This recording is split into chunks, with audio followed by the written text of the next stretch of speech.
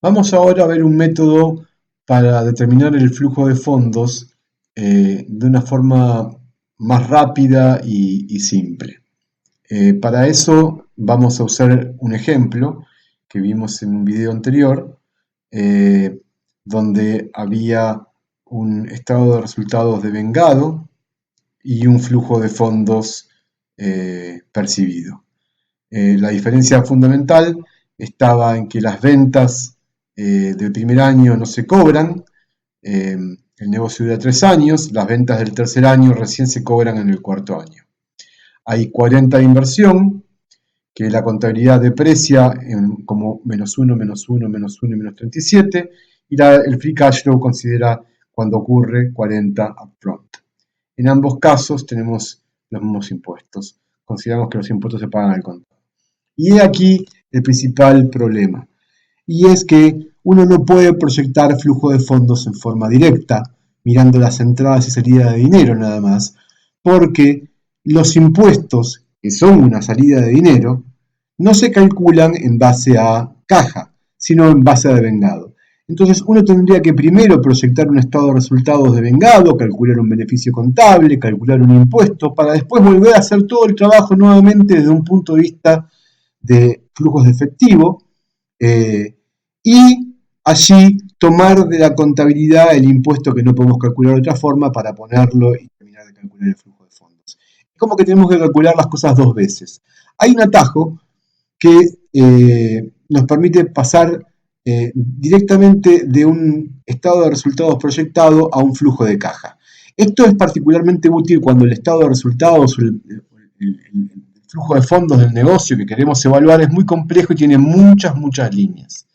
Eh, Vamos a proyectar nada más que el estado de resultados y vamos a hacer un ajuste de 4 líneas para pasar de estado de resultados a flujo de fondos. Ese ajuste va a ser como sigue. Vamos a tomar el estado de resultados proyectado como se calcula según la contabilidad y vamos a dar vuelta las diferencias que tiene la contabilidad, el principio de vengado, con el principio de flujo de efectivo. Entonces, ¿qué cosas de aquí arriba no son cash real? Bueno, para empezar, la contabilidad considera que en lugar de comprarse una máquina y pagarse al frente, se deprecia. La depreciación no existe, es una cosa figurativa para hacer justo con la evaluación de performance del gerente y realmente lo que sucede es que uno la máquina la paga upfront. Entonces, si uno parte del estado de resultados al cual llamamos NOPLAT y consiste en el Earnings Before Interest and Taxes, sacándole los taxes, los impuestos.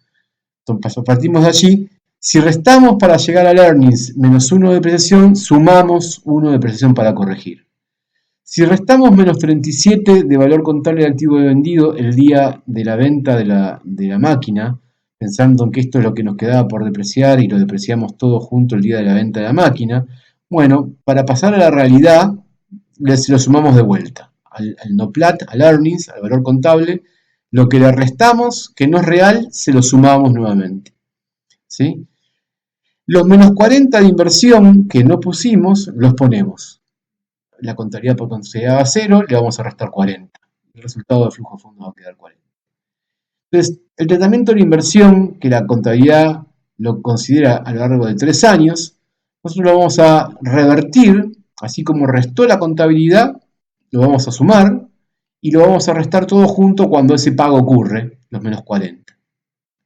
La otra inversión que hay es la inversión en necesidad operativa de fondos, que en este caso solamente consiste en que estamos invirtiendo 30, acá estas 30 de ventas no se cobran, y estamos invirtiendo 30 en cuentas por cobrar. Así como invertimos 40 en activos fijos, hay 30 de inversión en NOF.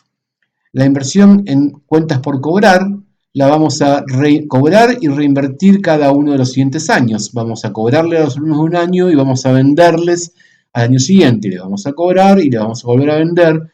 Nos queda hundida la plata en cuentas por cobrar hasta que el negocio cierra y recuperamos los 30 que habíamos puesto en cuentas por cobrar. Ese año cobramos 30 y no vendemos nada, no hay ventas. solamente cobramos. En este caso, el flujo de fondos nos queda, como habíamos visto en la versión anterior, pero partiendo del estado de resultados, con un número que es EBIT menos el tax por ciento del EBIT, la tasa impositiva del impuesto de renta, le sacamos. Eso es el estado de resultados, el NOPLAT, le llamamos Net Operating Profit and Losses After Taxes. ¿eh?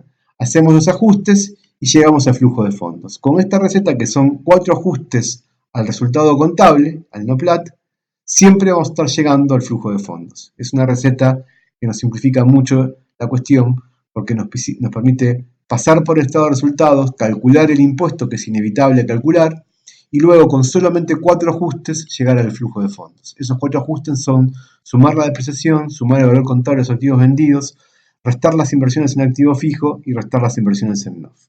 Con eso llegamos al flujo de fondos libre.